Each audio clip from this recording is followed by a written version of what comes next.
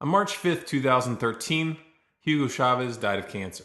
This event is going to radically shift the balance of power in Latin America and the Caribbean, but not for the reasons that you're being told by the mainstream media. During his 14 years as president of Venezuela, Hugo Chavez was a highly controversial figure. However, most of this controversy was intentionally distorted and was designed to distract from the real geopolitical stakes in that region. The official line used by the mainstream media and the US government to smear Chavez has been to attack his social programs and other domestic policies. However, when viewed in context, it should be obvious that this was not the real reason his administration has been targeted so many times over the years. Venezuela holds the 7th largest oil reserves in the world, by far the largest supplier in Latin America. In fact, Venezuela's reserves are more than twice the size of the 2nd largest Latin American producer, which is Mexico. This makes the country a key pivot point for that region. From the very beginning of his administration, Hugo Chavez was antagonistic with US oil companies. Over time, he began kicking them out of the country, in the end moving towards full nationalization of all Venezuelan oil fields. This obviously made him some powerful enemies. In 2002, the US backed a military coup attempt on Chavez. Funding for the coup was routed through a front organization called the National Endowment for Democracy, a so-called non-profit organization fully funded by the US government. The National Endowment for Democracy, alongside an array of other pseudo-nonprofit foundations, such as the International Republic Institute and the International Foundation for Election Systems, have been used extensively throughout the world to fund opposition to governments which are uncooperative to US interests. Front groups are used to shield the US from the political fallout that occurs when direct CIA intervention is discovered. Direct interventions can lead to blowback, as was the case in the CIA-backed coup against the democratically elected Iranian Prime Minister Mohammad Mossadegh in 1953. Incidentally, Mossadegh was taken out for the same reason. He had nationalized Iran's oil.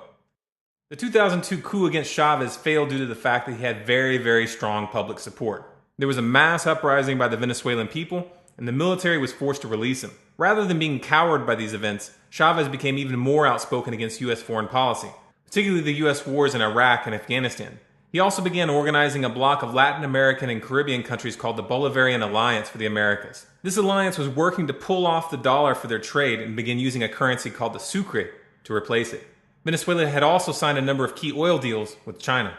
Now, in order to understand the geopolitical importance of these events, one must understand the petrodollar. Oil is only sold in global markets in dollars. This is an arrangement that was established by Nixon in 1973, right after he ended the gold standard. This arrangement forces every oil-importing government in the world to maintain a reserve of US dollars at all times, which in turn guarantees demand for the dollar, and therefore maintains the value of the dollar.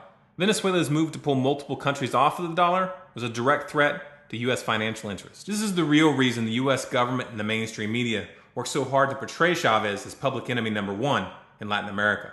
For more information on the petrodollar and its global implications, please watch The Road to World War III.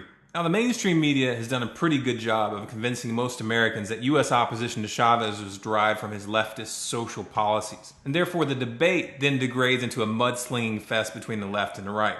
This only works because most of the American people haven't done their due diligence, and are therefore completely unaware of the real stakes in this global chess game that's unfolding right now.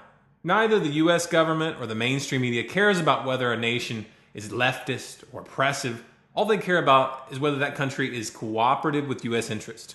This is evident in the fact that countries like China and Bahrain are given a free ride by the mainstream media and US politicians, in spite of the clear human rights violations that are being committed by these countries. Furthermore, the US government is far more dangerous and destructive than any Latin American country that has ever existed or will ever exist. It is completely incoherent to cheer the death of a democratically elected leader of a small South American country who had a voter approval rating that was higher than that of Obama, and just slightly less than the US president and the Congress combined. It's none of America's business who Venezuela elects, and it's especially absurd to hear political pundits meddling in their affairs when the US itself is sliding into an overt police state.